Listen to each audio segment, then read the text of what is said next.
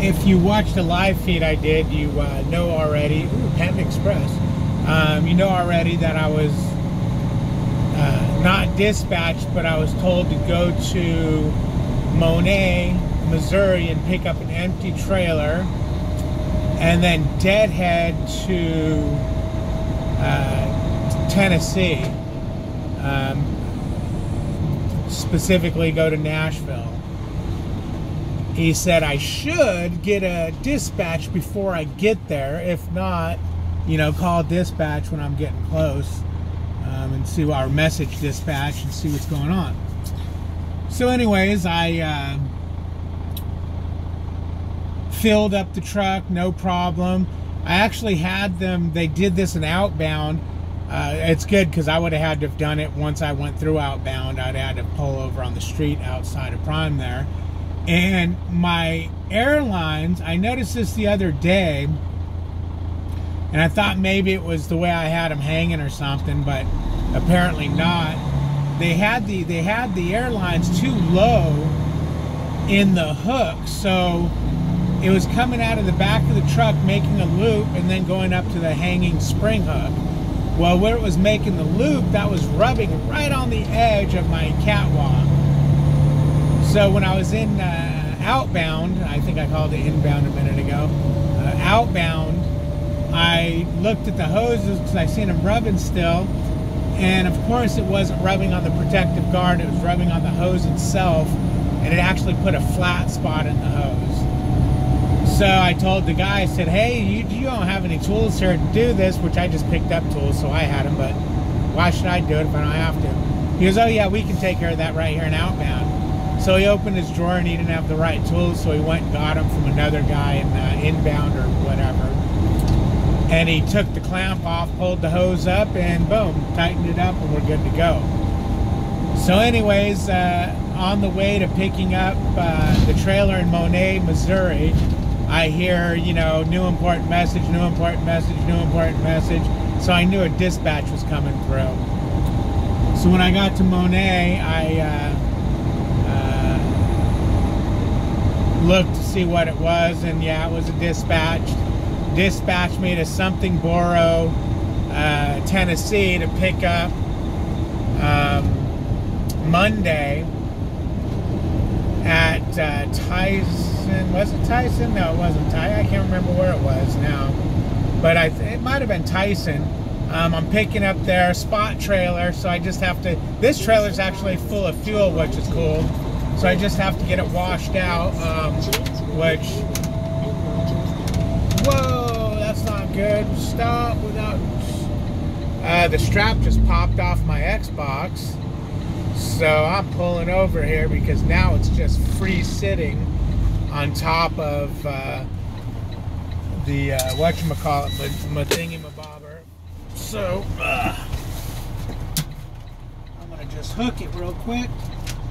Now, I know why it did that is because I pulled it off the other day, so it was bouncing around too much. I gotta find a better spot for the Xbox, which I'm still finding everything, you know, where it's all gonna go in this truck. Anyways, back to what I was talking about. Oh, so I get the dispatch to pick up on Monday at anytime between 4 a.m. I think it was, or 2 a.m., whatever it was, and there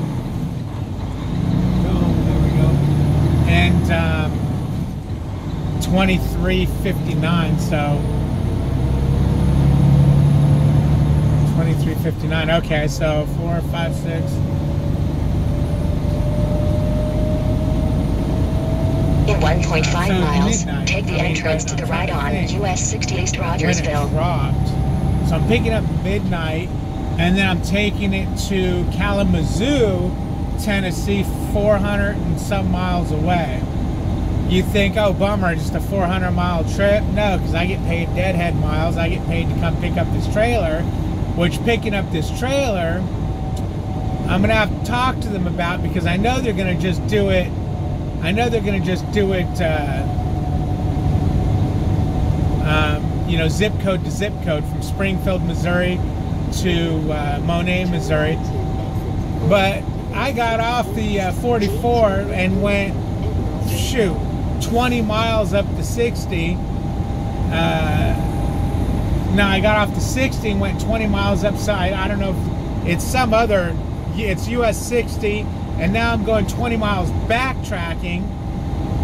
And then going to get back on James River, which is US 60. It makes no sense.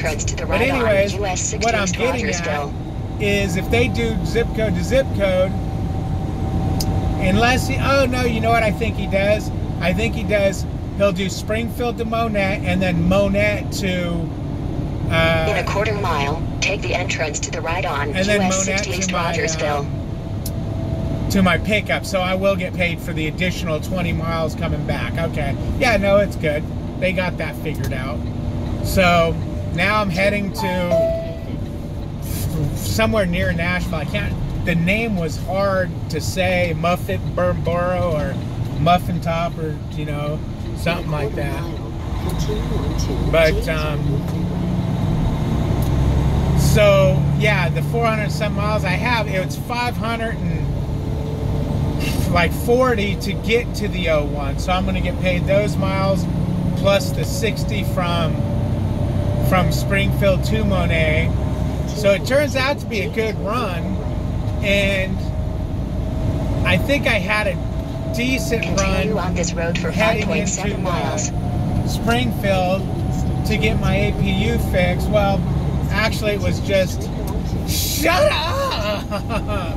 Okay, so actually coming into Springfield, I actually had a load dropping there, and I elected, hey, while I'm in Springfield, let me go ahead and get my APU fixed, and I'll finish up with a 34 there, might as well, because it's only going to be, you know, X amount of times. And he's like, okay, cool.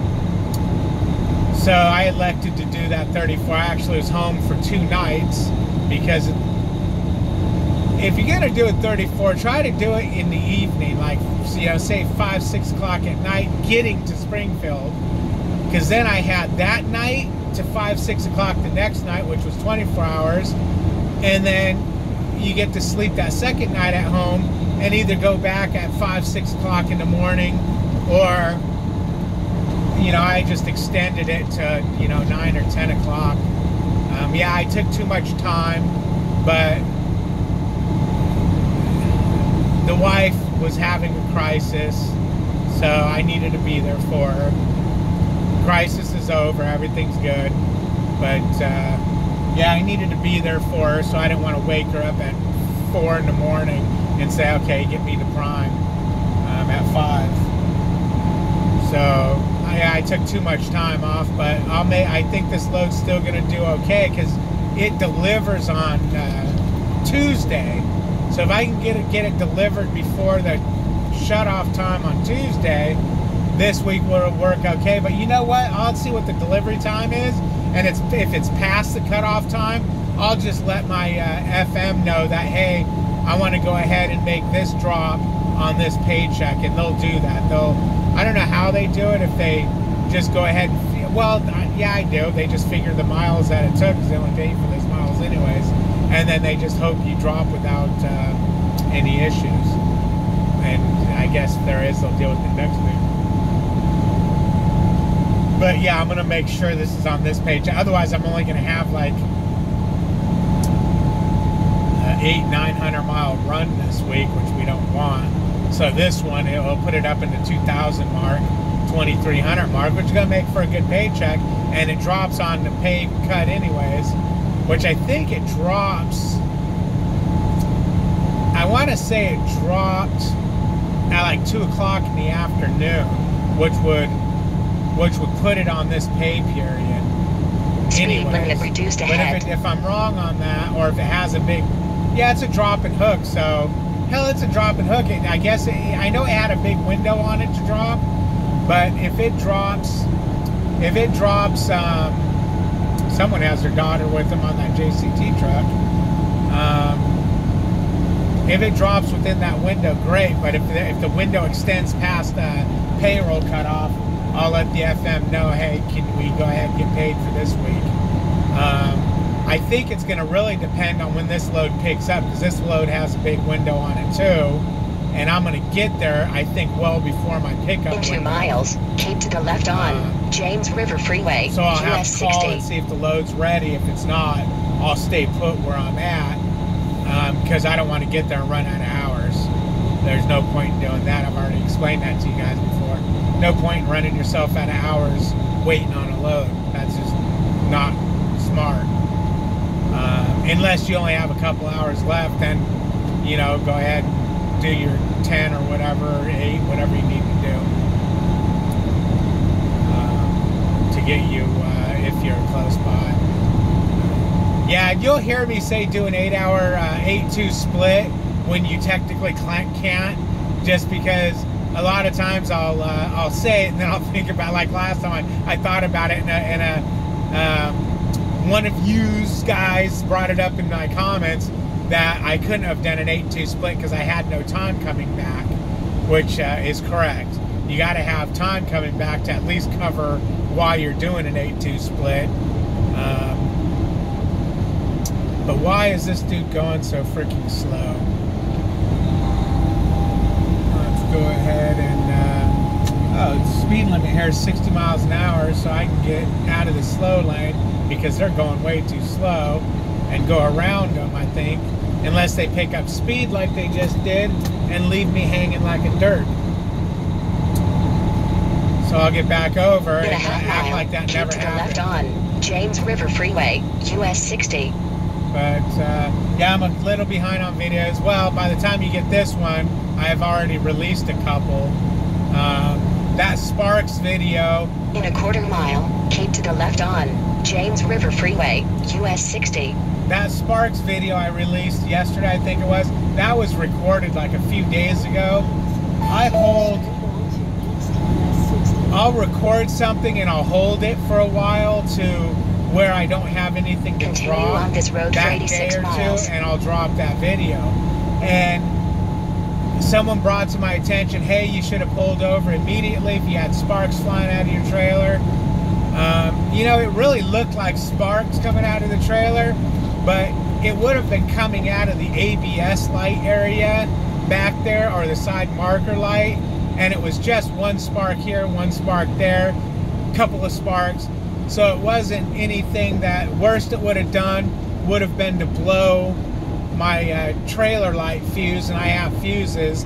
I would have went back there. I have wire, I have a capability of fixing wires on the truck, and I would have just cut and spliced the wires back together, and then I wouldn't have blown any fuses.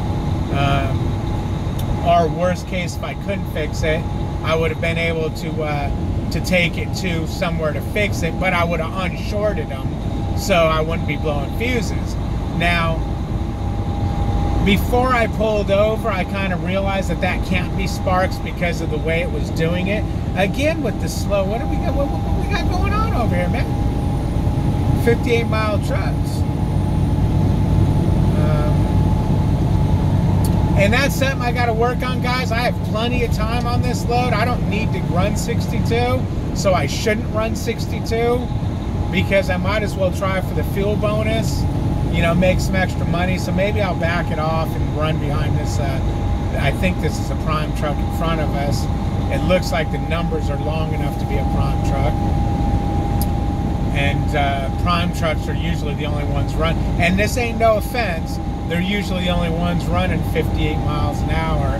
And this truck is doing exactly 58 miles an hour, because I have my cruise control set to 62 right now, but I'm being backed off by the active brake system. That's what I found out active brake was by Googling it.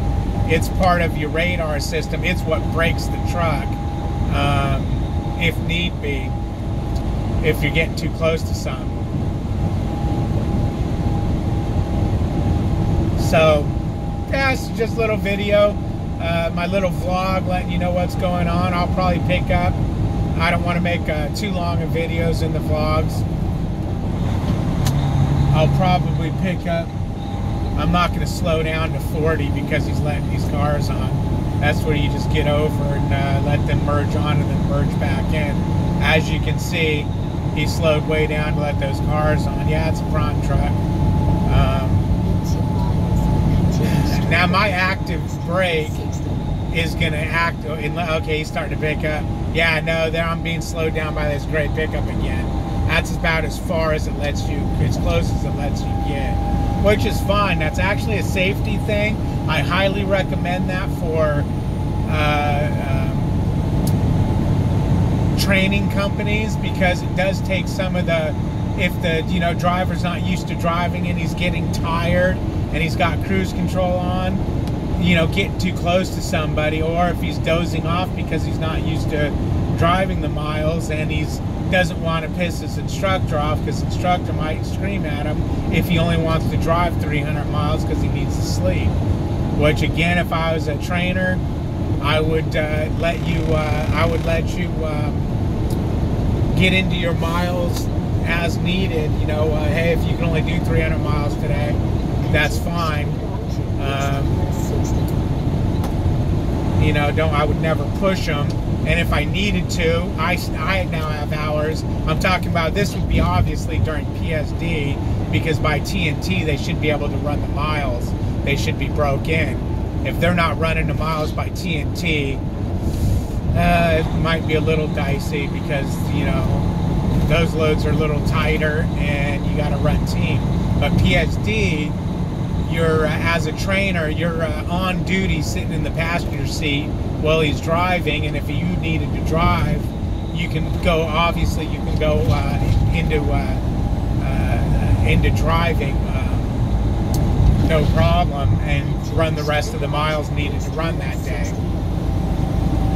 Why I'm getting into this on my vlog of driving over to Boro,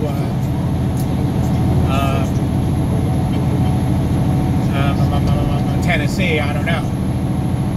But hey man, if you guys can like, comment, subscribe, ring the bell if you're new, I appreciate it. I see a few guys ring the bell today and yesterday that have been participating in my live feeds.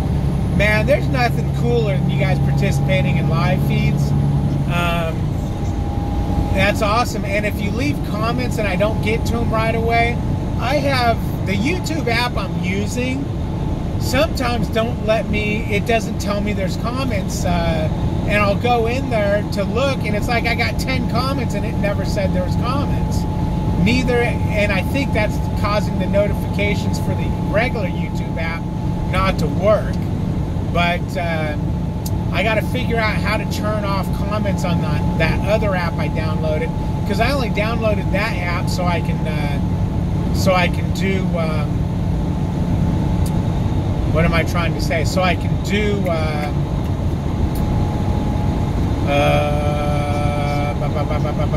so I can make thumbnails. So I got to turn the comment section off on that one so it quits screwing me. But I'll get to your comments eventually. I will get to them eventually. Let me leave you my Instagram again for anyone who wants to contact me. I think you can contact me through Instagram. It's David H 6571. I guess you'd put at David H 6571 to find me or something. And then to hell with it. My email is David AT Hillside at gmail.com. That's my old work email for my personal self. It's David at Hillside at gmail.com, but you have to put AT for the first at, because you can't use two at signs. But yeah, if you want to get a hold of me, there you go. I used to have for work an app that would generate a phone number, because otherwise I just say, like that one guy wants to get a hold of me, I just give him my phone number to call me. I have to look to see if there's another one, because the one I was using at work started charging, and I no longer have it, because obviously I don't work anymore. Cause I used to use that when I had to call customers for any reason. I didn't want them to have my personal cell number, because I've done that mistake and had to change my cell number, because they'll now start calling you for everything. oh, I need you to come out on my dishwasher. I need you to come out on the refrigerator. And all that nonsense. Or I had one lady, I put an ice maker in, told her, okay, give it 24 hours to start making ice. She called me 4 or 5 hours later. It's not making ice. I told you wait till, oh, that's right. And then called me a couple hours later. How long for it to make? It's like, let me text you the information, and then it won't go away. But anyways, man, you guys have a good one. I appreciate you. Oh, see, my camera's shaking. I wonder if that's where it makes those videos wobble back and forth. It's actually vibrating, though. If that's the case, let's see. Oh, yeah, that mount is kind of weak. Oh, I bet you that's what it's doing, is it's just shaking. Okay, I'm going to buy a more stout mount. If anyone has one to recommend, that'd be cool. Otherwise, I'll just go into Walmart and look for something, or at truck stop. The truck stops, man, they rape you blind for them. Later.